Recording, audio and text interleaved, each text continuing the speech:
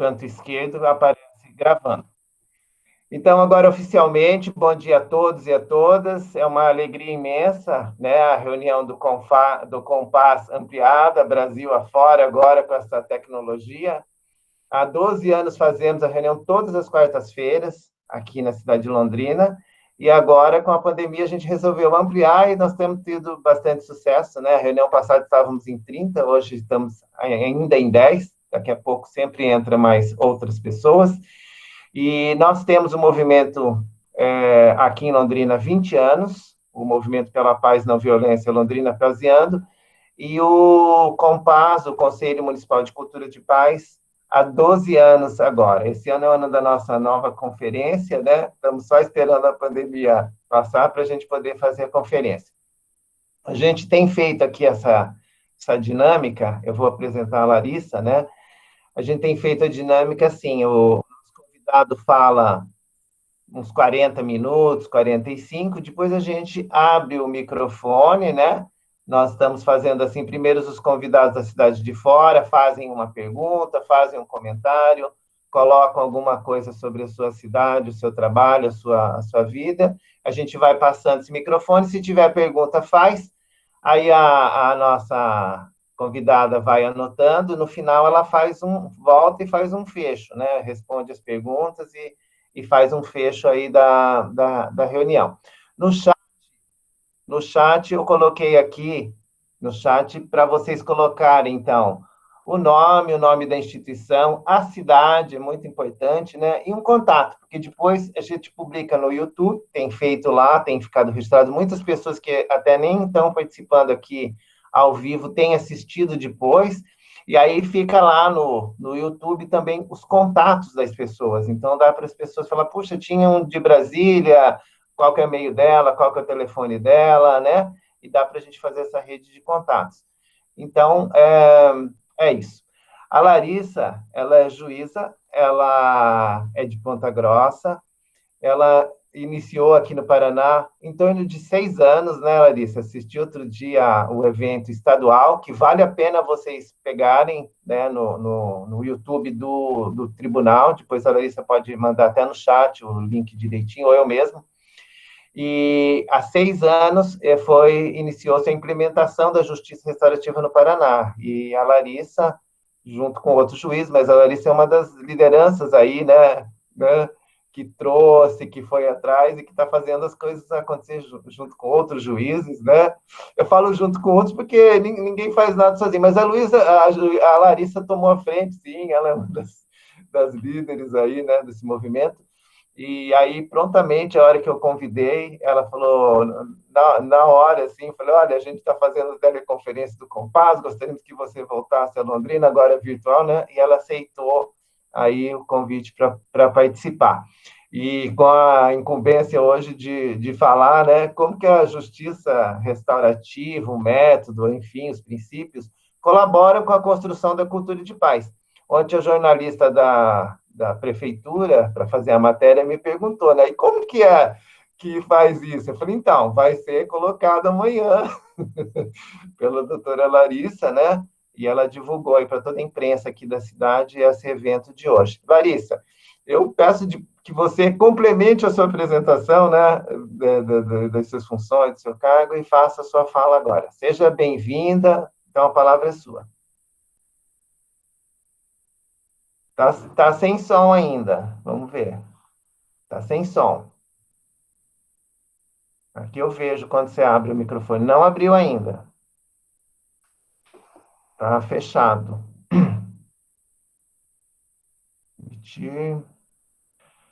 Você tá com o celular, né? Põe o dedinho lá para ver se aparece o seu microfone ali no meio da tela.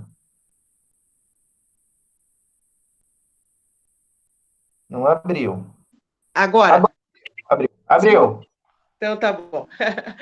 Então, eu gostaria de desejar um ótimo dia para todo mundo, né?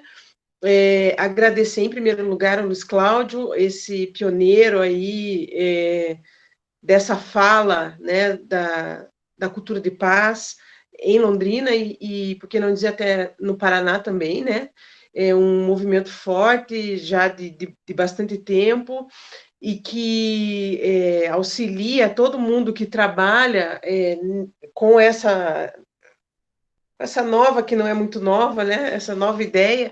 É muito bom ter o apoio de pessoas do terceiro setor, né, da sociedade civil, porque, como você bem disse, né, ninguém faz nada sozinho, né? Nenhum poder instituído ou nenhum grupo consegue resultados a longo prazo se resolver caminhar sozinho. Então, é muito satisfatório para mim saber que Londrina tem esse movimento há tanto tempo, né, e com tanto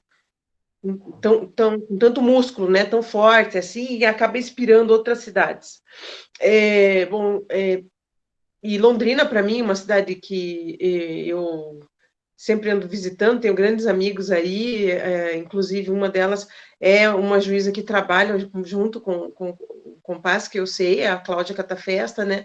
Também parceira desde a primeira hora, que acreditou na justiça restaurativa desde sempre e que vem aí fazendo um trabalho muito consistente em Londrina. Então, em nome dela, eu queria dar um alô para todos os londrinenses, né? E dizer que é sempre uma satisfação estar em Londrina, ainda que dessa vez seja virtual, né? Mas logo, logo tudo isso vai passar e a gente vai poder voltar a se encontrar pessoalmente e tenho certeza que vai ser bom, como todas as vezes que estive aí no norte do Paraná. Bom, eu só acho que a tua apresentação foi perfeita, é isso mesmo, faz 6 anos que eu trabalho com justiça restaurativa, e eu sou juíza aqui em Ponta Grossa, sou juíza há 16 anos, tenho uma função dupla, trabalho como juíza da primeira vara criminal, a vara do júri, e também sou juíza coordenadora do SEJUSC, né, o Centro Judiciário de Solução de Conflitos e Cidadania, que é o órgão onde, no Tribunal de Justiça do Estado do Paraná, a justiça restaurativa mais floresce. Não é uma determinação, né? A justiça restaurativa pode acontecer no judiciário fora do SEJUSC, contudo, o SEJUSC é um grande facilitador da implementação dos projetos de justiça restaurativa no Tribunal de Justiça do Paraná. Então, é desse lugar que eu falo, né? Esse é o meu lugar de fala. Eu também faço parte do Comitê de Justiça Restaurativa, que foi criado pelo Tribunal de Justiça do Estado do Paraná. Desde 2015, existe um órgão que coordena as ações de justiça restaurativa no Estado. Antes era uma comissão, agora é um comitê. Mas eu gostaria de começar dizendo, então, assim, da institucionalização da justiça restaurativa no nosso tribunal. Hoje nós temos uma justiça restaurativa forte dentro do Tribunal de Justiça do Paraná. Trabalho desses 6 anos. Nós temos um grupo de instrutores que é reconhecido pelo Tribunal de Justiça e trabalha dentro do Tribunal de Justiça, na escola dos servidores, capacitando servidores e pessoas da rede, ou seja, pessoas que trabalham junto com o judiciário, né? Nós temos algumas áreas que dependem muito do trabalho em rede, por exemplo, a área de infância e juventude, e nesse ano de 2009 foram capacitados mais de 300 pessoas pelo Tribunal de Justiça. E havia uma expectativa que esse ano de 2020, nós pudéssemos capacitar cerca de 500 pessoas. Mas esses planos foram temporariamente adiados, né? Mas nem tudo é dificuldade, né? Essa pausa estratégica que a crise sanitária nos trouxe a possibilidade de que a gente expandisse um pouco a questão dessa comunicação virtual, né? Então, hoje nós temos um curso Conhecendo a Justiça Restaurativa, que está sendo ofertado pelo tribunal através da SEG. Foram 2 encontros, eu participei do último e agora temos mais 2. Sempre às quintas-feiras, pelo Instagram da SEG, na quinta-feira, dia 8, acho que, não sei se é quinta ou sexta, sei que 8 e 16 são as datas, 9 e 16, 9 de junho e 16 de junho, são as datas para as próximas palestras. Quem quiser dar um pulinho lá e ver, então a gente continua agora, mas nesse formato virtual. Bom, a pergunta é, como é que a justiça restaurativa contribui para a cultura de paz? Eu começo falando um pouco sobre o que nós estamos vivendo. Eu acho que nós não podemos escapar, muito embora isso só se fale disso, eu acho que não podemos nos furtar a falar disso. Venho refletindo muito durante essa pandemia, agora, né, entrando hoje é o 78º dia de quarentena, o fórum está fechado e a gente está trabalhando em casa, então dá tempo de você refletir bastante sobre esses aspectos, né? Eu entendo que nós estamos dentro já de uma nova perspectiva para a humanidade. Estamos na era do cuidado. E o que isso quer dizer? Por muito tempo, nós tivemos uma sociedade pautada pela ética da justiça, né? Ou seja, por uma visão de mundo um pouco mais rígida, um pouco mais racional, muito focada na eficiência, no quanto está fazendo, e pouco acostumada a falar sobre sentimentos e cuidado. E essa crise sanitária trouxe como um tsunami a necessidade urgente e primeira para a humanidade de exercer o cuidado. E esse cuidado, ele vem como uma representação do feminino, mas não feminino como homem, mulher, não estou falando de gênero, estou falando do que o arquétipo do feminino traz, né? Que é essa preocupação com o sentir, a preocupação com o outro. A palavra cuidado, ela vem do latim cogitare.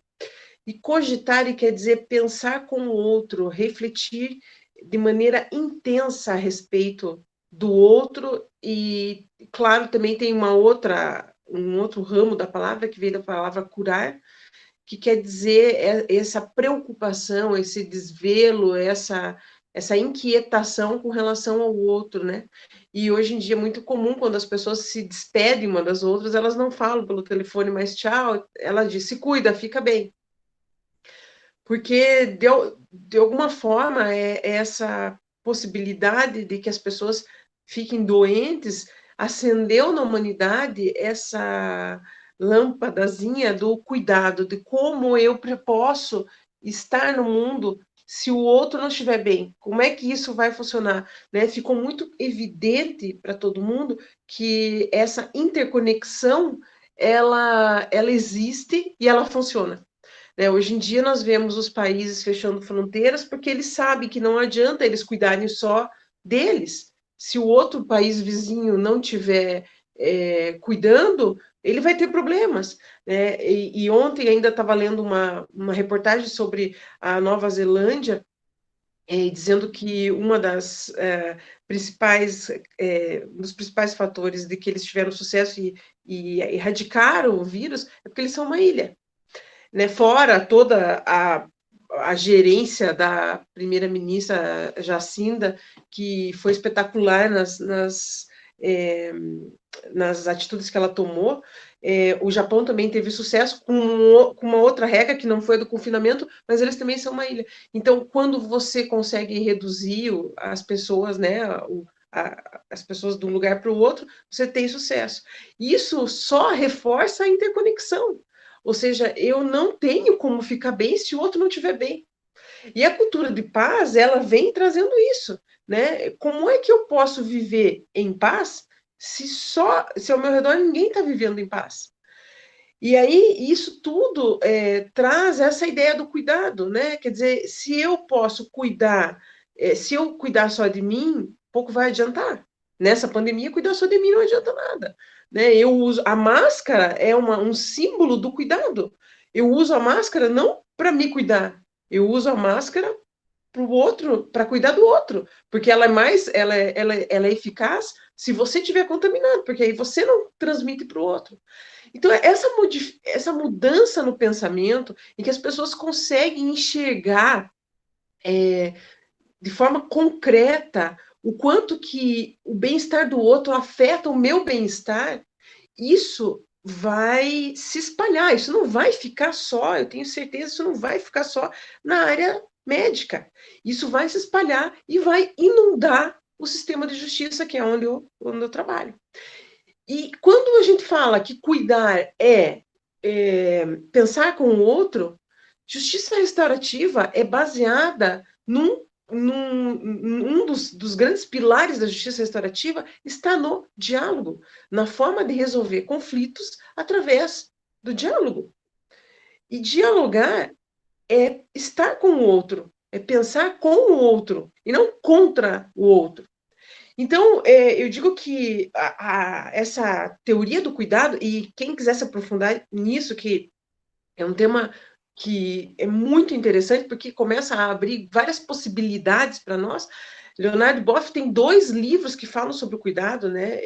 Eu acabei de ler os 2, estou com isso muito presente, então é o Cuidado Necessário e o Saber Cuidar. São 2 livros. Saber Cuidar é um livro de 99. As pessoas vêm falando de cuidado há muito tempo, mas como toda boa ideia, ela precisa de um crescer para poder chegar ao tempo, né? Como diria Vitor Hugo, nada mais forte que uma ideia cujo tempo chegou. E esse tempo da ideia da era do cuidado chegou. E aí a justiça restaurativa serve a ideia do cuidado como a luva à mão. Porque a justiça restaurativa ela tem no seu cerne a questão da interconexão e do diálogo. E como é que isso afeta, então, a questão da cultura de paz, né? Quando eu me interesso não só pelo que me faz bem, mas pelo bem-estar do outro que convive comigo, e nós somos seres relacionais, ou seja, a pandemia veio também mostrar o quanto que a vida em sociedade nos é cara, eu, por vezes, abro mão daquilo que é só interesse meu. O meu interesse era estar na rua, mas eu sei que eu não posso estar na rua, porque eu posso prejudicar o combate à pandemia nesse momento. O isolamento social é uma das coisas que eu posso fazer, então eu faço, porque eu sei que o meu interesse nesse momento tem que sucumbir para que a sociedade inteira possa sair desse lugar de preocupação e de doença que nós estamos. Então, quando acontece isso, eu estou, de alguma forma, olhando para o outro, eu estou pensando no outro, e isso gera bem-estar coletivo. Porque a história da paz, eu sempre me preocupo muito com essa história, né? E o quanto que é banalizado como se fala da paz, né? As pessoas lembram de paz dia 31 de dezembro, e todo mundo veste branco e deseja paz e pede paz. Mas no dia seguinte, se ele estiver na fila do mercado e se irritar com alguma coisa, ele já esqueceu daquilo. A paz é uma construção do dia a dia, do cotidiano, de todas as ações que você toma durante todos esses dias. Não é uma coisa onírica, não é alguma coisa etérea, é concreto. Né? É como você pode, em cada ação que você tenha, ter esse olhar de cuidado para o outro. Né? Então, assim, eu queria muito começar falando disso, porque eu acho que nós temos que ter a percepção exata do que nós estamos vivendo. Nós estamos vivendo uma transição, nós estamos passando de fase. E aí eu acho que todo mundo que trabalha nessa área da solução adequada de conflitos, que trabalha por trazer autonomia para o ser humano, porque a justiça restaurativa, a cultura de paz, ela trabalha com uma coisa muito cara para todos nós, que é devolver para a pessoa a possibilidade dela ter as rédeas da vida dela e parar de ter tanto tutor no mundo inteiro. Né? Então, assim, para tudo tem que ter tutor. Eu não consigo, a pessoa ela nem chega ao ponto de pensar em querer ter autonomia. E assusta ela a possibilidade, quando ela ouve, por exemplo, no meu caso, uma juíza dizendo: olha, nós vamos convidar você para resolver o problema, porque o problema é seu. Porque não adianta eu, como juíza, que talvez até nem vivi a situação que ela está, por exemplo, eu nunca me divorciei. E às vezes eu tenho que participar de divórcios, em partilha de bens, em visita. Ou seja, eu não estive nesse universo. E talvez mesmo que eu estivesse nesse universo, a minha experiência é completamente diferente da tua. E isso muda tudo. Então, quando eu abro a possibilidade para as pessoas que estão no conflito, tomarem as rédeas desse conflito e utilizarem o Estado juiz como não um lugar da onde eles vão receber uma sentença que às vezes não tem nada a ver com aquilo que eles queriam. Eles foram lá pedir laranja e ganharam banana, né? E de forma diferente, eu como Estado juiz funciono como um chancelador, uma base, uma estrutura confiável que vai chancelar aquilo que eles mesmos quiseram, né? Então, a gente está falando de autonomia, a gente está falando de devolver para as pessoas a possibilidade de elas mesmas decidirem, claro, dentro das regras do direito, e é para isso que nós estamos daí, para que não seja um acordo que vá submeter a outra pessoa a alguma coisa que seja ilegal, dentro daquilo que todos concordem, né? Enfim, trabalhamos então como faróis mesmo, né? E que bonito poder trabalhar assim, né? Poder compor com as pessoas e não simplesmente impor a elas soluções que não vão ser cumpridas, porque não interessam a elas, né? Eu digo muito isso quando a gente fala de aplicação da violência, da justiça restaurativa na violência doméstica, e as pessoas falam, não, mas não pode, porque a mulher é hipossuficiente, ela não tem condição de estar num ciclo com um homem que foi o agressor, enfim. E eu sempre pondero que entendo toda essa preocupação, entendo que ela é válida, mas que nós devemos trabalhar os casos da maneira como eles devem ser trabalhados artesanalmente, e nós devemos nos perguntar se, naquele caso, aquela mulher está vivendo uma situação mesmo de hipossuficiência ou não, ou se é caso só de rompimento de diálogo, e se for caso de rompimento de diálogo, e aí nós podemos trabalhar, porque aí a gente pode reconstruir esse lugar do diálogo, né? Então, falar de autonomia é falar disso, é de devolver esse tipo de possibilidade para as pessoas, né?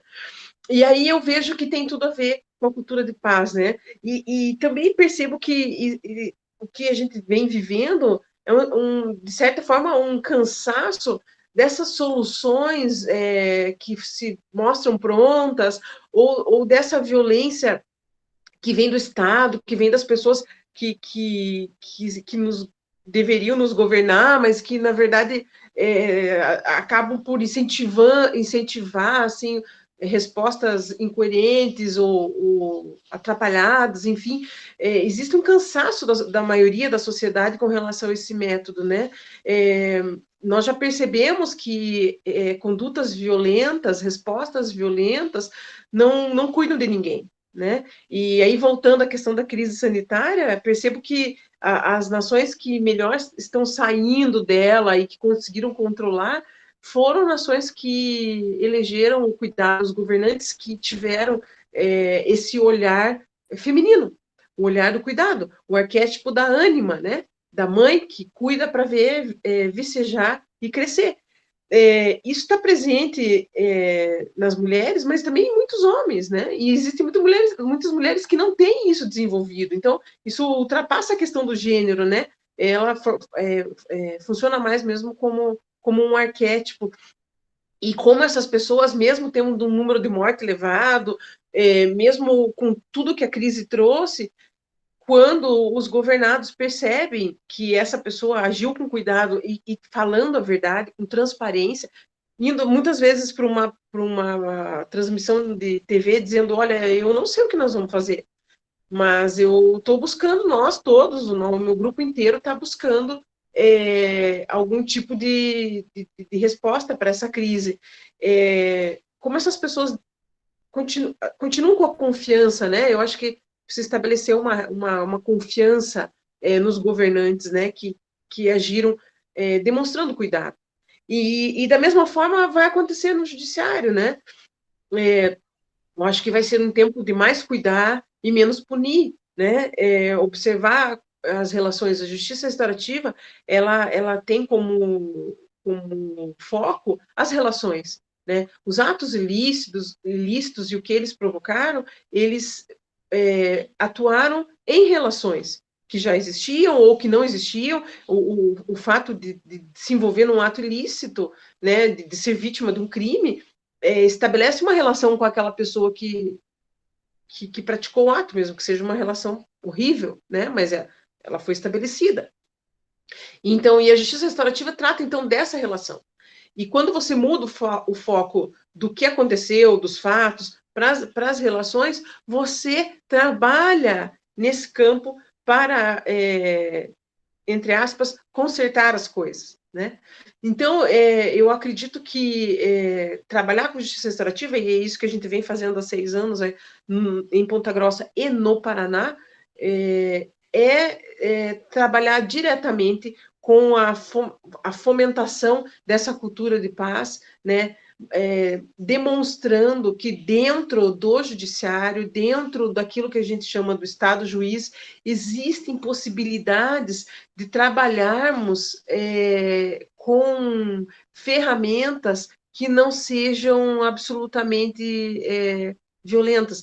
Porque uma coisa que a gente tem que refletir é que, da mesma forma que eu não posso apagar o fogo com gasolina, eu não posso esperar que medidas violentas sejam combatidas com mais violência. Essa é uma regra da física que a gente não pode esquecer. Então, quando eu uso mais violência, ainda que seja violência autorizada, violência do Estado, para trabalhar a violência, a minha possibilidade de que a violência regrida, né, ela é muito pequena. Porque eu estou combatendo com a mesma, eu estou só mudando o ator da violência, né? Existe um livro de um sociólogo francês, Miller, chamado O Princípio da Não Violência, eu recomendo para quem atua nessa área, também é um livro riquíssimo, e que mostra muito bem essa face, né? E que isso é um pouco esquecido por quem trabalha institucionalmente com violência, né? Que a gente deve pensar que você tratar a violência com mais violência não vai trazer redução daquela violência ou transformação daquele comportamento, né? Isso é muito difícil de falar e mais ainda de fazer, levando em consideração a instituição que eu trabalho, os pilares que norteiam a atuação do juiz e, enfim, de todo o Estado. O Estado é o detentor dessa violência que é autorizada, digamos assim, né? E é muito difícil, então, você conversar e defender que possa haver uma alternativa que margeie a violência. Contudo, isso vem crescendo muito, né? E vem ganhando muitos adeptos que trabalham no sistema de justiça, como eu, por exemplo. Né? É claro que eu não posso afirmar hoje que eu sou uma pessoa absolutamente, que tudo que eu faço tem caráter restaurativo, eu ainda aplico muito a justiça retributiva, e ainda porque estou dentro do sistema, e as coisas têm que ser modificadas, mas também não adianta você querer virar a mesa, né? Justiça restaurativa é como água. Ela, quando encontra um obstáculo, ela contorna e depois, no final, ela vem e inunda tudo. E é nessa tranquilidade, né, sem querer alterar todas as coisas que estão ao meu redor de uma vez, todas que a gente vem trabalhando, né? E aqui quero dizer que não é só a justiça restaurativa, eu estou vendo o meu tempo aqui, tá quase se encerrando, né? Que não é só em Ponta Grossa, então a justiça restaurativa dentro do Poder Judiciário, ela tem vários focos em várias cidades do Paraná. Então, poderia aqui citar São José dos Pinhais, que tem trabalho com justiça restaurativa, a juíza de lá trabalha com isso.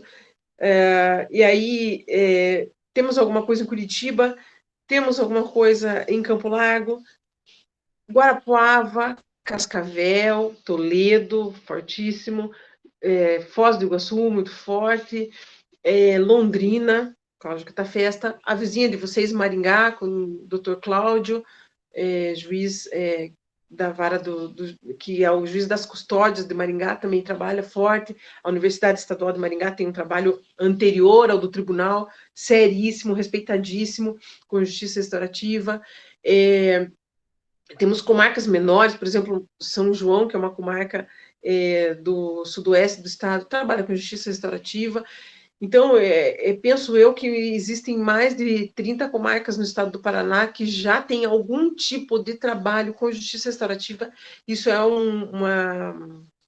uma coisa que me dá uma imensa satisfação, um imenso prazer de saber que nós estamos espalhando e com qualidade, né, o que é mais importante, sempre com foco no ser humano e nos relacionamentos, né, para que a justiça consiga ser mais humana, né, trabalhar com justiça restaurativa nos traz de volta a humanidade, e uma coisa que eu acho que é muito, muito cara ao juiz e que constitui, na minha opinião, a grande cereja do bolo de exercer a magistratura, que é você poder trabalhar no artesanal, né? Trabalhar no caso a caso, observar aquela pessoa como um ser humano complexo que estabelece relações que também são complexas, e o que nós podemos fazer nesse caso.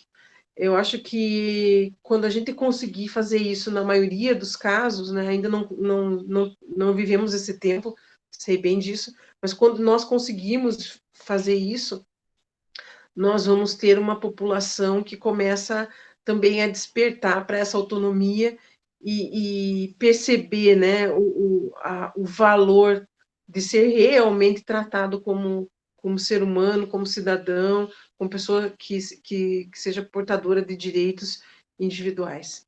Então, Luiz, eu acho que, em princípio, seria aí essa minha primeira fala, e queria mais poder compartilhar e trocar figurinha com vocês, que eu acho que vocês enriquecem muito mais o que nós estamos falando aqui do que eu nessa fala sozinha e solitária.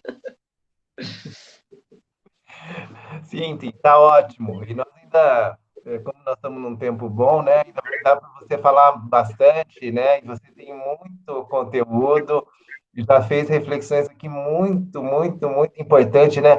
Eu fico pensando assim, logo há 6 anos atrás, quando eu vi a Cláudia Catafesta colocando aqui, olha, as pessoas têm que assumir, né, os conflitos delas, não fazer tudo para o Estado, né? Nós estamos num ponto, e estamos, sim, nesse ponto, a pessoa briga com o vizinho, então, em vez de ela ir lá conversar com o vizinho, ó, abaixa o som, vamos chegar numa coisa, ela quer entrar na justiça, né? Assim, qualquer coisa, a pessoa quer entrar na justiça, para pôr os juízes e tal. Então, nós temos um sistema judiciário caríssimo, né? Caríssimo, com toda uma estrutura de funcionários, de juízes, de salários, é um dinheiro imenso para daí a gente tentar resolver os conflitos das pessoas que elas poderiam, né, estar resolvendo. E nesse momento aí, com esse momento da justiça restaurativa, a gente está podendo começar a rever tudo isso de uma forma, né, que se construa, não que se, como você falou, de virar mesa, é violência, né? Não dá para virar a mesa do judiciário, mas dá para fazer o que vocês estão fazendo. Eu digo vocês que estão fazendo dentro do judiciário, né? Então, assim, é maravilhoso, é quase inacreditável que a gente está fazendo essa revolução silenciosa, né? E num momento que estamos num país fora a pandemia, numa grave crise política, né? De imensas proporções, as pessoas defendendo discursos armamentistas para resolver os problemas, está totalmente contra tudo que nós estamos falando aqui. Bem, já falei muito. Eu vou passar, nós estamos em 15 pessoas, eu vou passar primeiro para as pessoas de fora e depois a gente pode também passar a palavra para os conselheiros responder. Luiz, está tendo problema de som, interferência.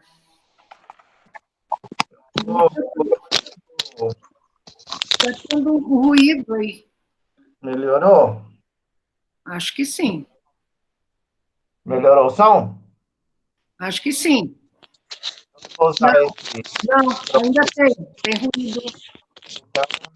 Alguém está mexendo alguma coisa e está fazendo ruído. O microfone aberto. Bruno, deixa seu microfone fechado, meu amigo. O Bruno está com o microfone aberto. Pois não. Melhorou? Ok. Então, gente, antes de eu passar a palavra para vocês podem também fazer perguntas. A Larissa vai anotando aí, depois ela vai continua a reflexão dela. Eu gostaria muito que vocês colocassem, né? Eu já falei no começo, falo de novo, o nome, o e-mail, porque depois eu vou fazer a ata, né, para colocar no YouTube, para que a gente possa fazer os contatos. Então, o nome, a cidade, o e-mail, quem quiser, o telefone, quem quiser, mas o nome, a instituição, a cidade, é importante que vocês escrevam para mim lá, porque eu estou copiando e colando para depois pôr no YouTube. Então, eu vou começar a passar a palavra, eu vou pela ordem alfabética aqui, ó. Então, primeiro.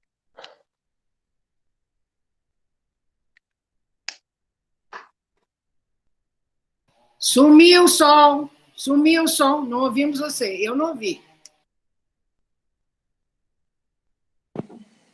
Eu também não estou ouvindo mais.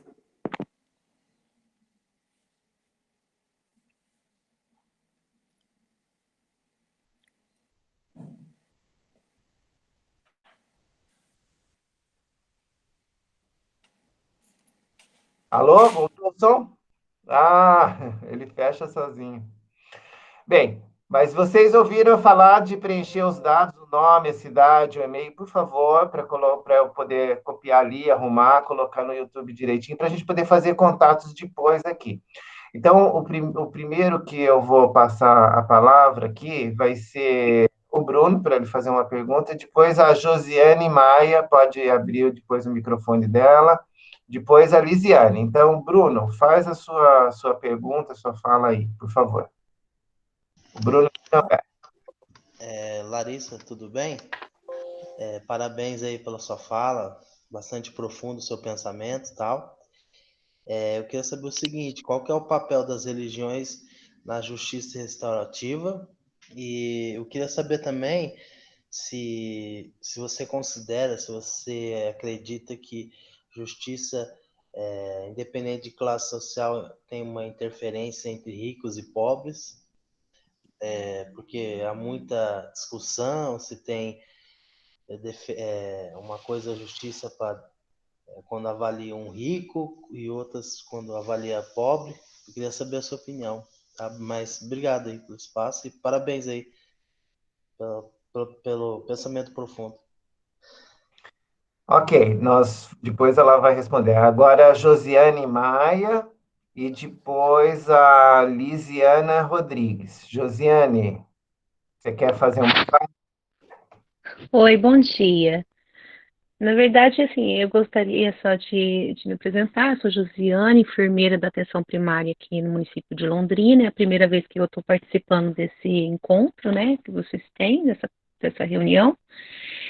Achei, assim, muito importante a fala da doutora Larissa, né, com relação a gente pensar no outro, né? Esse momento que traz essa reflexão, né? Com essa doença que é o coronavírus que está aí, né? Despontando e a gente nessas incertezas, vem à tona mesmo esse cuidar, né? Essa questão do cuidar, eu acho que é uma fala que me chamou muito a atenção e que me leva a refletir mesmo na questão de a gente pensar em estar se cuidando para o outro, né? E nas relações da vida é assim, né? Nas relações sociais é isso que tem que acontecer. E isso vai interferir diretamente nessa cultura de paz mesmo, né? Pensar em tratar a violência não de forma violenta também é um fator que me chamou a atenção. Realmente, como ela disse, né, só muda o ator que está praticando a violência, né?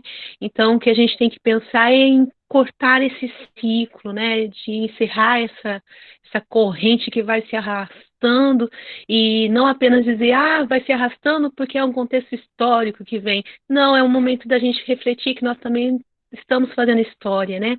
E que nós temos o poder de mudar também, de transformar.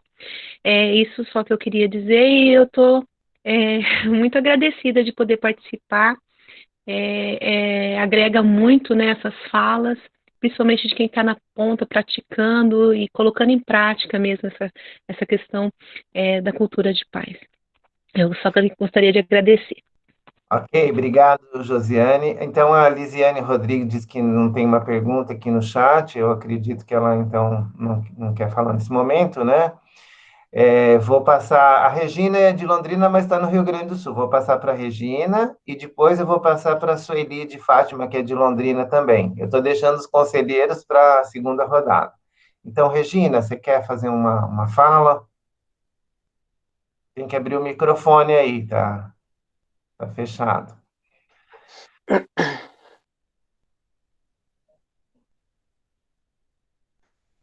Aí, Já abriu. consegui. A tecnologia é um grande desafio para mim. Sueli, se quiser abrir o microfone, fala, Regina.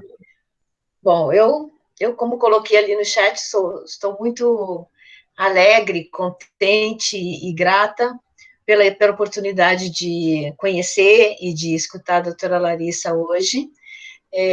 Acompanho a doutora Cláudia Catafesta, é um trabalho fantástico, da Justiça Restaurativa, fiz o curso da Justiça Restaurativa também, tive essa oportunidade, e gostaria só se posso colaborar um pouco, porque eu chamo a violência doméstica de uma questão de família, uma doença familiar, e as pessoas tendem a chamar de a mulher vítima da violência, né? E eu acho que é uma doença de todos da família, e por isso a inclusão e a possibilidade do diálogo, e a possibilidade de olhar, de escutar as necessidades de cada um e o que cada um está representando dentro daquele sistema vai levar seguramente à paz. E levar a justiça restaurativa dessa maneira democrática, ao acesso a tantas pessoas que jamais teriam condições de ter esse olhar e esse cuidado na iniciativa privada, é realmente uma bênção, como eu chamo, um bálsamo de confiança, de esperança e de atitude concreta nesse momento de crescimento e de transformação. Muito obrigada. Obrigado, Regina. Agora vamos a Sueli de Fátima, se ela quiser fazer uma fala, ela pode abrir o microfone. Depois a Zilma, vai deixando seu microfone também aberto, Zilma, para você falar depois da Sueli. Sueli, você vai fazer uma fala? Bem, eu não estou vendo a Sueli abrir o microfone, vamos passar para a Zilma, que está aberto. Fala, Zilma. Zilma Maria. Certo, eu sou Zilma, falo aqui de Maceió, Alagoas. É um prazer imenso participar desses momentos da Compaz, né? Muita gratidão por esta abertura de vocês. Fiquei muito feliz com a fala da doutora Larissa. Eu gostaria de ouvi-la um pouco sobre a posição dela dos crimes ambientais e a justiça restaurativa, né? E o desrespeito também aos direitos humanos, como estamos vendo agora, principalmente com os povos indígenas, né? Gostaria de ouvir a opinião dela sobre isso. Meus parabéns, doutora Larissa, amei a sua fala. Obrigado, Zilma. Zilma já veio outras vezes, né? Obrigado por estar participando com a gente. Sueli, você não abriu o microfone, eu não sei se você está aí, se você vai falar, então eu vou passar, né? Passar para frente. Agora eu vou dar oportunidade, então, para os conselheiros. O Charleston quer fazer uma fala, Charleston? Ele está ali fazendo exercício enquanto, né, estuda aqui. E depois do Charleston, ó, aí a Leozita, ok? Charleston, depois a Leozita. Não, Luiz, acho que só agradecer, né, alguns comentários que a Larissa fez, que são muito importantes. Eu sou professor de artes, trabalho em sala de aula, e arte é uma coisa que mexe com a emoção das pessoas. Então, a gente vê nas atividades práticas, né, o quanto é difícil para os alunos trabalharem com a questão de expressar as suas emoções, né? Então, é um trabalho, é uma construção que tem que ser feita com os alunos, né, tanto em relação ao que eles trazem de casa como histórico para ser trabalhado em sala de aula, né, como esse trabalho do círculo, né, que faz com que a gente equacione, né, os sentimentos ali, as formas de tratamento dentro da sala de aula, né, porque essa violência histórica, ele traz isso para a sala de aula, né, então é bastante relevante esse trabalho que a justiça restaurativa traz, né, e aqui em Londrina a gente tem essa oportunidade de ter esse trabalho estendido às escolas, né, mas principalmente eu te agradecer muito pela sua fala. Obrigado.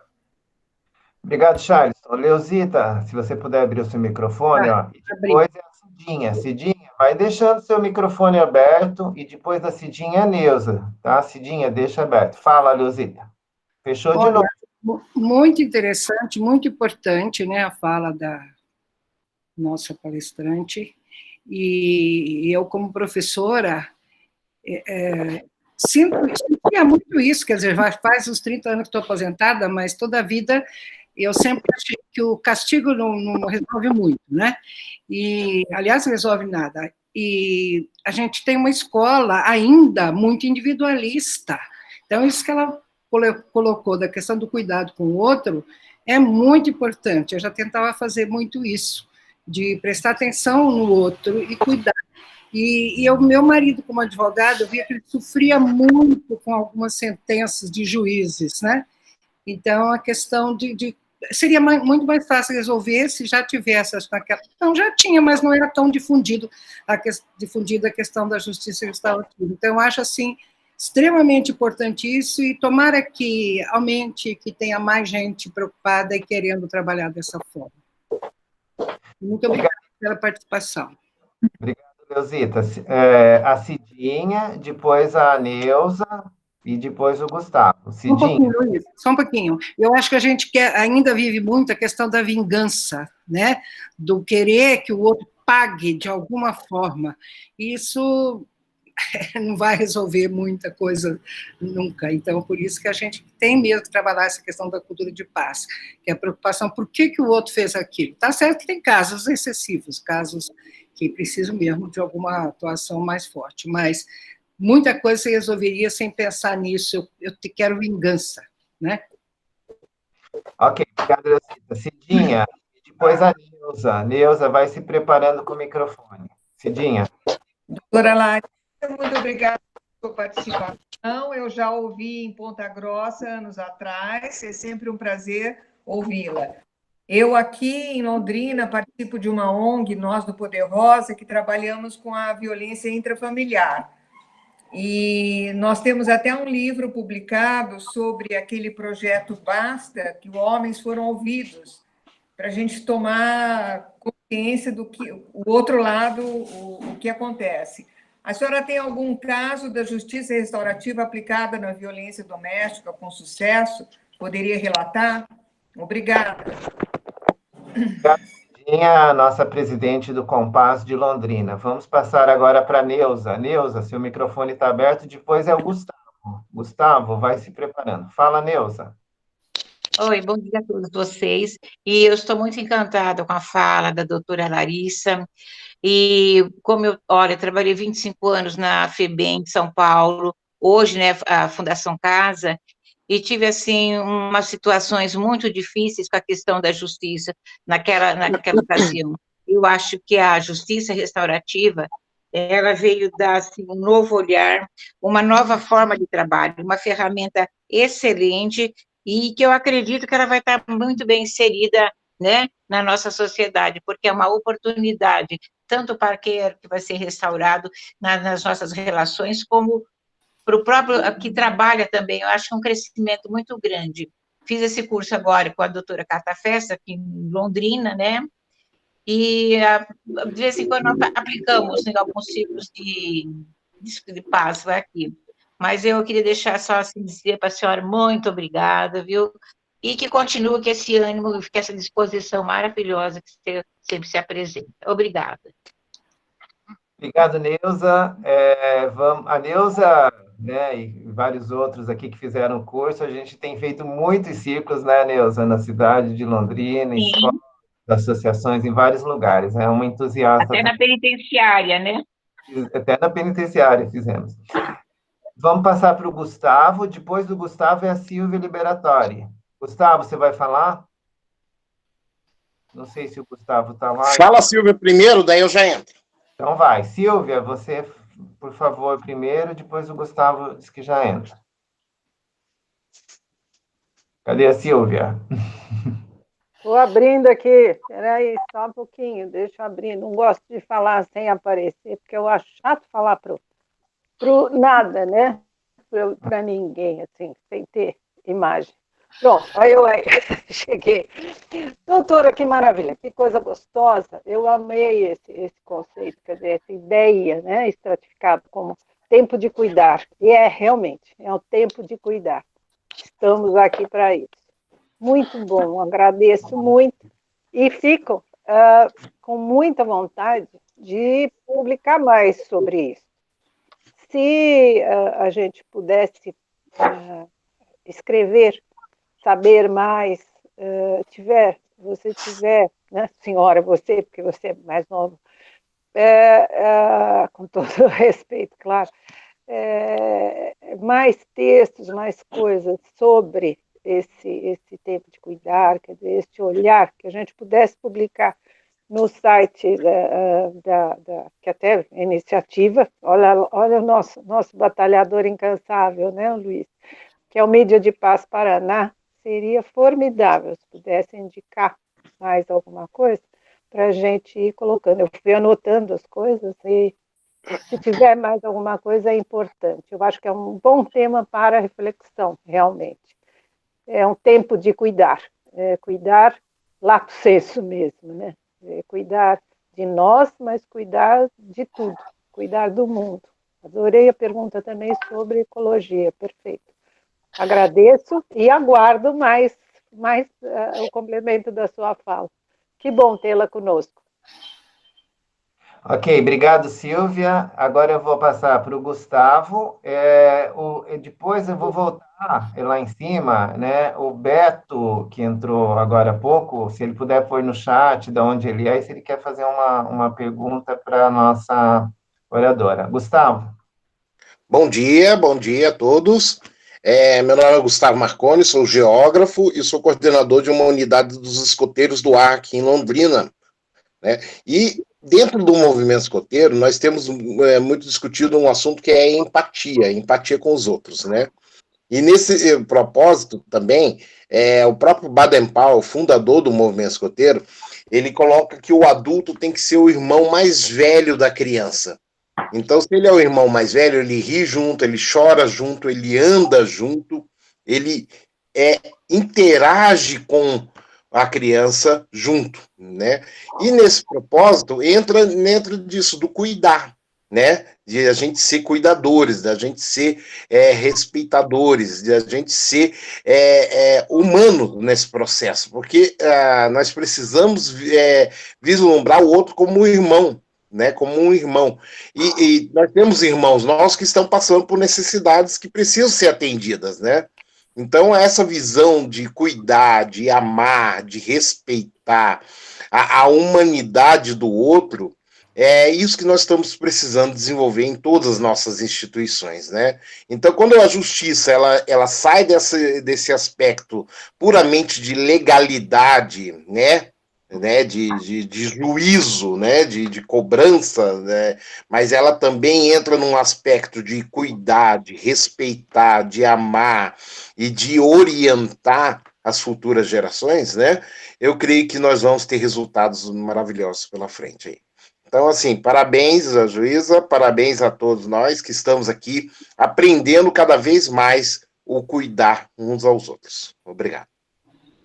Ok, então, o Beto não se manifestou no chat, né? A nossa amiga Sueli de Fátima não conseguiu abrir o som. Beto, ele é da onde? Deixa eu ver aqui. Você quer falar, Beto? Tudo bem, Luiz? Tudo bem. Tá. É de Curitiba, né? O Beto do Compass, de Curitiba, tá? Eu já estou para vir aqui acompanhar as quartas-feiras, mas tem dado conflito de agendas e não tenho conseguido. E hoje, faria nem que seja atrasado, eu não ouvi a palestra, tá? Mas vai ficar disponível depois? Ela em algum lugar?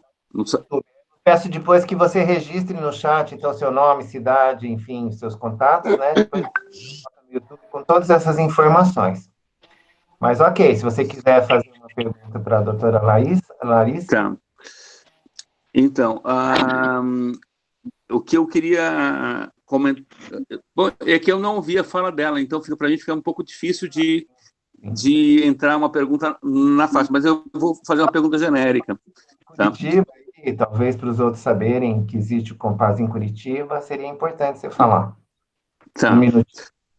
Então, na verdade, o Compass que está num stand-by, na verdade, porque nós trabalhávamos desde 2012 com o Compass. Nós temos hoje um grupo de WhatsApp onde nos comunicamos. Tem um trabalho muito forte com 40 grupos interreligiosos, bastante grande. Nós fizemos, o ano passado, participamos da segunda Marcha Mundial pela Paz, tá? Mas é um Compass que, então, nasceu através de uma resolução na Assembleia Legislativa, com participação da sociedade civil, com deputados de cada bancada, tá? Não obrigatoriamente de cada partido, mas de cada bancada. O deputado Péricles de Mello, que era deputado, foi por 3 gestões seguidas, na última 27 mil votos, mas não se elegeu. Tá? E aí o Goura tentou fazer, o Goura, o Tadeu e o delegado Recalcati tentaram puxar o Compass de volta, mas teve um problema com o presidente lá, com o Traiano. Tá? E aí o Compass acabou não saindo, eu também me aposentei. Tá? Eu era coordenador na verdade, fazia o papel de coordenação do Compass. Tá? E continuamos, assim, junto com a marcha, enfim, continuamos e estamos... Hoje eu atuo no Conselho Nacional do Laicato, dos leigos da Igreja Católica, na área de formação, tá? E também com o mundo interreligioso, tá? De Curitiba, acho que talvez é a única capital que tenha hoje muito forte um grupo de 40 entidades ligadas, filiadas à URI, que é a Iniciativa das Religiões Unidas, e também trabalhamos pela invocação pelo poder da paz. Tá? É um trabalho bacana, e somos, durante esses 8 anos, né, desde 2012, o Compass de Londrina, com o Luiz, com a Márcia, que hoje está em secretária da Caritas. Ontem à noite eu falava com ela, é minha amiga pessoal, da Caritas, né? Paraná. Tá? Eu também fui membro da Caritas há muito tempo, ajudei a formar um regional. Enfim, estamos aí nessa batalha. E como existem vários outros Compass, guardamos uma particularidade diferente do Compass de Londrina, mas os dois têm caminhos juntos. É o Compass com M, né, COM, que é o de Londrina, que é municipal, e o Compass, que é o Conselho da Paz do Parlamento na Assembleia Legislativa do Paraná. Tá? Como já disse, com essas dificuldades todas já colocadas. Mas que a gente tenta manter, e hoje o nosso grupo, praticamente ninguém saiu desde que a gente acabou saindo da Assembleia e tal, mas as pessoas não saíram do grupo, permaneceram, e a gente continua, então, de alguma maneira, ainda vivo. Tá? E muito feliz por estar aqui com vocês. Tá? Enfim. A minha pergunta que eu faço para... Como é que é o nome? Desculpa. Larissa, doutora Larissa. Larissa. A Larissa de Ponta Grossa? Ponta Grossa, juíza Larissa. Olha só, que legal, que bacana. Uma pessoa muito especial, muito linda. Tá?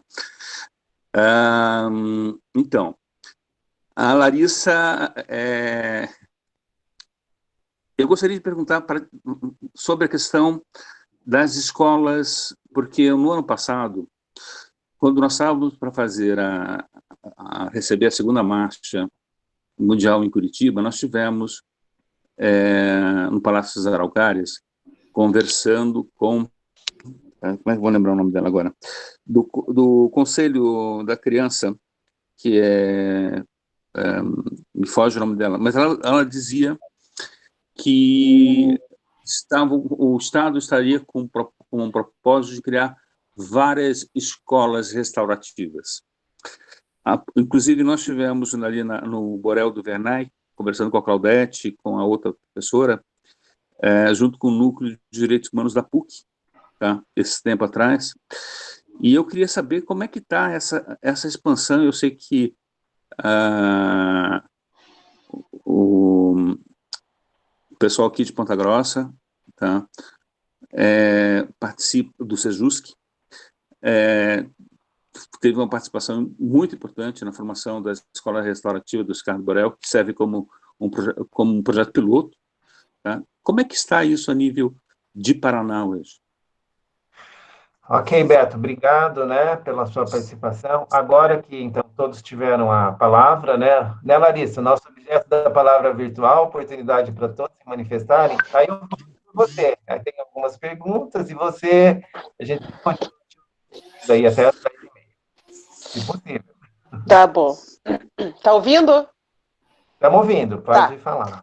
Então, eu agradeço as manifestações, né, muito legal essa diversidade de pessoas que estão assistindo, né? Fico muito feliz a transdisciplinariedade, essa fusão aí de conhecimentos é muito enriquecedora, né? E isso também é uma outra característica dessa era do cuidado, e que vem sendo falada também há muito tempo por alguns estudiosos, né? O quanto é importante nós não ficarmos engavetados no nosso conhecimento, o quanto que os outros saberes importam e enriquecem aquilo que nós fazemos, né? Então, quando o professor de artes falou sobre expressar as emoções, eu sou uma pessoa apaixonada por arte, e sempre que possível eu tento utilizar alguma coisa. Quando vou dar uma palestra, pego uma escultura. Eu gosto muito do Rodin, e tem uma escultura dele que me ajuda no começo das minhas palestras, desde que eu comecei com Justiça Restaurativa, que é uma estátua do Adão, e que Rodin fez de uma forma que, se você olhar ela de um lado é um homem, se você olhar ela do outro lado é um macaco, e é uma aula de filosofia, né?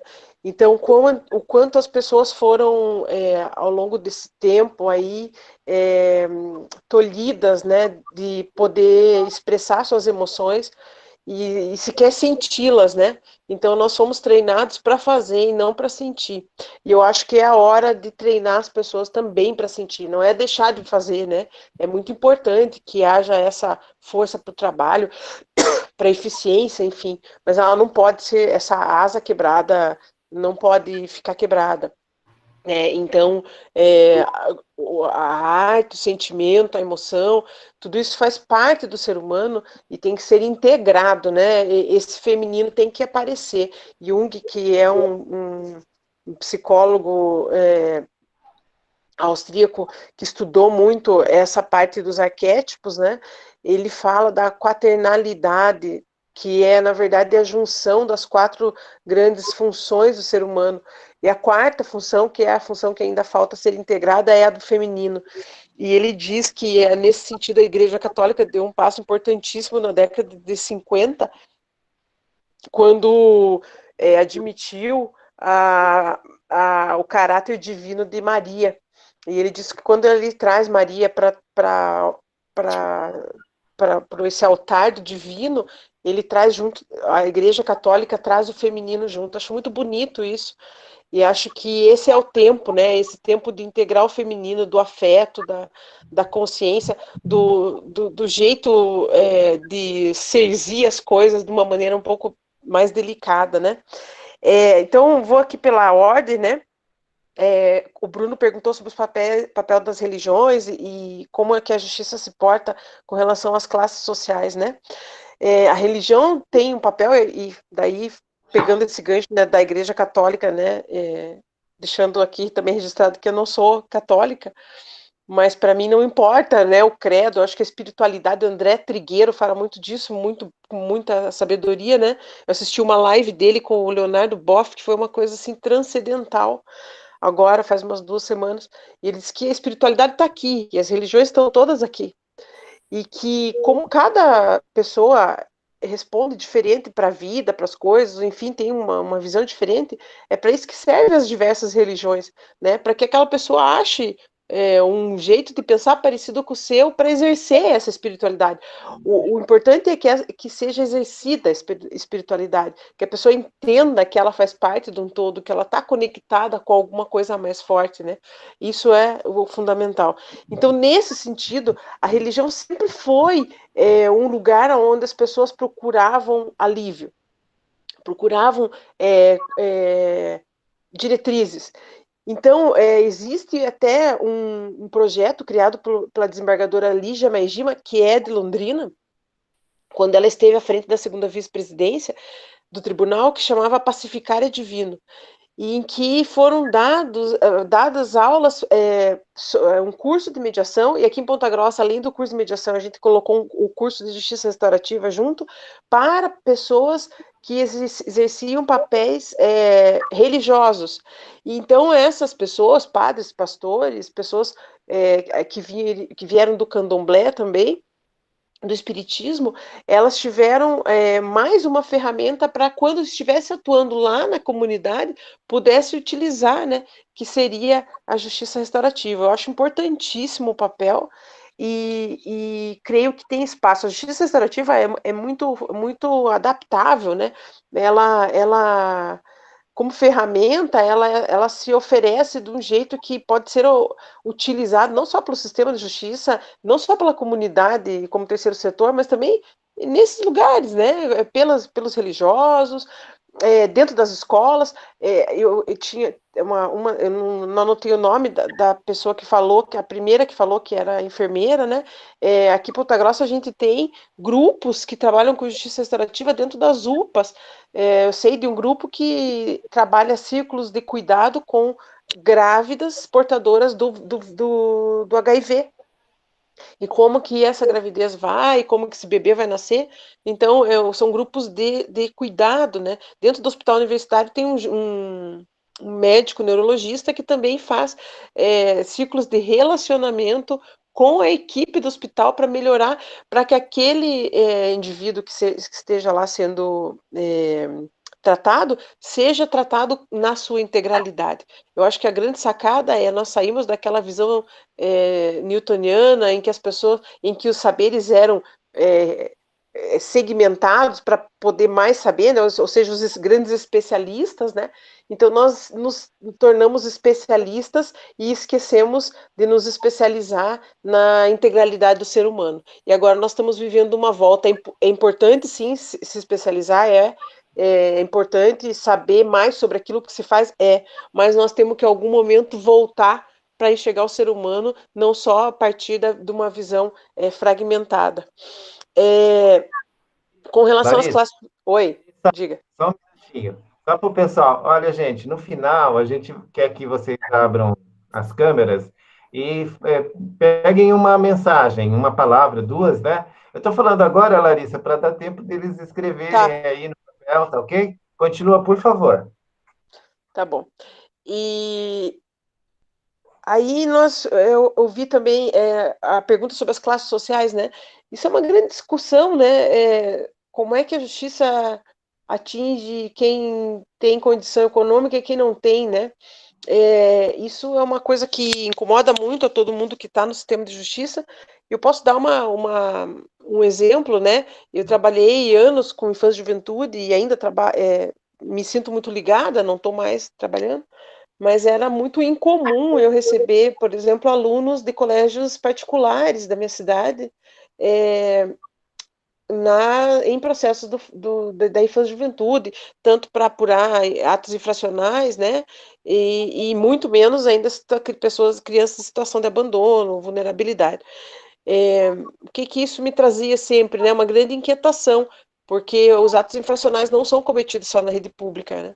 O problema é que na rede pública não existem as redes invisíveis que a escola particular constrói para que esses fatos não cheguem ao judiciário. O que deveria também ser construído nas escolas públicas, né? Esse adolescente, essa criança, enfim, ele tinha que ter outros lugares para ser acolhido, acudido, antes de ser jogado dentro de um camburão da polícia e levado para a delegacia do adolescente. Então, é óbvio que existe isso, eu seria absolutamente hipócrita de dizer aqui que existe uma maneira única, que o que chega para nós está relacionado com pessoas que ainda têm uma possibilidade menor de acesso, e essa é a grande batalha da vida, né, da nossa vida, de todo mundo que está aqui, né, que todas as pessoas tenham oportunidade de acessar outras formas de serem acolhidas e que não sejam simplesmente jogadas para decisões no campo da justiça criminal, enfim, né. Essa é uma batalha pessoal minha, é uma coisa que me incomoda muito, que me angustia muito, e talvez isso tenha me trazido, assim, com tanta força para esse movimento da justiça restaurativa, que tenta escapar dessa lógica muito cruel, né. Com relação à nossa irmã lá de Alagoas, que falou sobre os crimes ambientais e indígenas, né, eles têm isso tão presente, porque lá tem tanta essa demanda, né. Primeiro eu digo o seguinte, eu ano passado tive a oportunidade de ir ao Canadá para conhecer o que eles fazem com justiça restaurativa por lá, e também contar o que nós estamos fazendo. Nós somos convidados para dar uma palestra no Seminário Nacional de Justiça Restaurativa, que foi realizado perto de Vancouver, né, perto das Montanhas Rochosas, numa cidadezinha chamada Banff. E o que eu achei mais interessante de estar lá é ver o que os canadenses estão fazendo com os povos originários, né. Primeiro, há uma postura absolutamente franca de dizer o quanto eles foram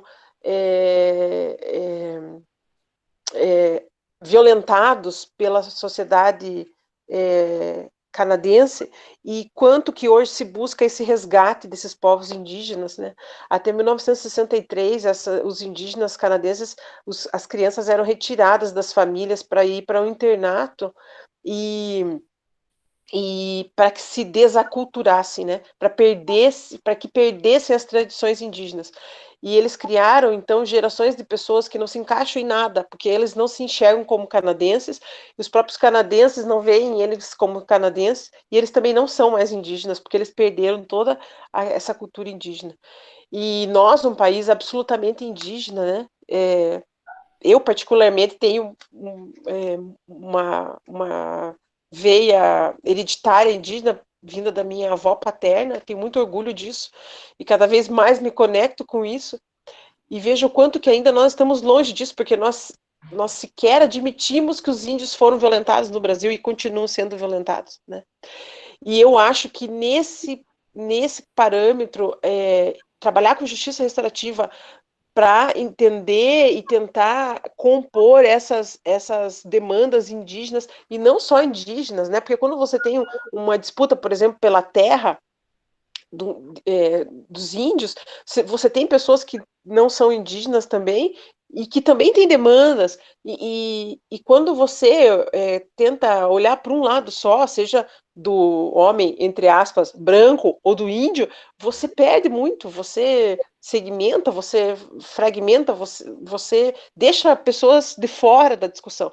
Então, eu acho que sim, que tanto para crimes ambientais como para a questão indígena, a justiça restaurativa é uma ferramenta poderosa, e aí eu sempre digo que quando a gente trabalha com justiça restaurativa, acontece uma coisa muito interessante, que quando você começa a dar o curso, a pessoa, ela entende muito rapidamente, é absolutamente vivencial, mas é um curso que pega você rapidamente. Por quê? Porque porque apresenta a você aquela humanidade que muitas vezes a gente já julgava perdida, né? Então, se a gente puder apresentar a humanidade para todo mundo e voltar a falar a mesma língua, né? Eu acho que existe uma possibilidade bem grande, eu acredito muito, né? E aí é um trabalho de levar a justiça restaurativa para a Justiça Federal, que normalmente é quem cuida dessas questões indígenas, já tem um movimento crescente e nós vamos chegar lá. Sobre o nosso colega que falou sobre os escoteiros, fiquei muito feliz, porque aqui em casa nós temos uma lobinha e uma escoteira. As minhas duas filhas fazem parte do movimento escoteiro, do Grupo Gelado aqui de Ponta Grossa, e isso é uma coisa que me deixa muito feliz. Primeiro, por perceber, assim, ainda todo o envolvimento do movimento escoteiro com a humanidade, essa coisa do irmão mais velho, né, e o quanto que essas crianças aprendem, e o quanto que minhas filhas já puderam ter grandes oportunidades dentro do movimento escoteiro. E a Mariana, que é a minha servidora aqui do Sejusc, que trabalha comigo em justiça restaurativa, e que é instrutora do JR, é também chefe escoteira do Gelado, que é o Grupo Lagoa Dourada, e vem devagarinho introduzindo algumas dicas lá de justiça restaurativa e comunicação não violenta, está sendo muito importante, muito legal. E, finalmente, falando sobre violência doméstica, sim, nós temos um trabalho bem denso aqui com violência doméstica na justiça restaurativa. Quero dizer que realmente não é um caso de problema do autor de violência doméstica, aquela família está doente, né? Aqueles laços estão corrompidos, eu concordo com isso. Por isso não adianta só tratar a vítima e nem só tratar o autor. É necessário também, nesse caso, que o olhar seja amplo, e aqui em Ponta Grossa a gente busca, então, esse olhar de duas formas, com 2 projetos. Um projeto que se chama Circulando Relacionamentos, que atua com os homens que receberam em seu desfavor medida protetiva, e então eles são convidados a 5 encontros para trabalhar gênero em círculo. Depois desses 5 encontros em que só autores de violência doméstica são convidados, é propiciado esse homem para que ele possa ir para um círculo de conflito com a mulher. Se ele quiser, então a gente procura a mulher, e a mulher então também é convidada, e se ela também aceitar, nós preparamos eles para o círculo de conflito. E nós temos tido muito êxito, e num desses círculos de conflito, nós tivemos uma coisa assim divina, que aconteceu, um encontro maravilhoso, que para mim foi muito caro. Uma das filhas desse casal, que quis participar, foi para o Sejusc para fazer o pré-círculo, e aí quando começaram a falar o que era, ela falou assim, não, mas isso eu já conheço, vocês vão fazer círculo? E aí essa facilitadora falou, sim, é um círculo. Ah, não, mas isso eu faço no meu colégio. E era o Colégio Borel. E ela era a estudante do Colégio Borel, que fazia círculos no colégio, e aí nós unimos 2 pontas do nosso trabalho, né? 2 projetos se encontraram num círculo de conflito, e foi uma coisa realmente, assim, divina, uma coisa que escapa absolutamente da nossa compreensão, mas a sincronicidade estava ali, né, para mostrar para nós que o caminho é esse mesmo. E a menina serviu como co-facilitadora, ela explicou para os pais o que era objeto da palavra. Essa menina tem 15 anos, quer dizer, eu fico pensando, né, nós temos no Borel 20 adolescentes que nós capacitamos e são facilitadores.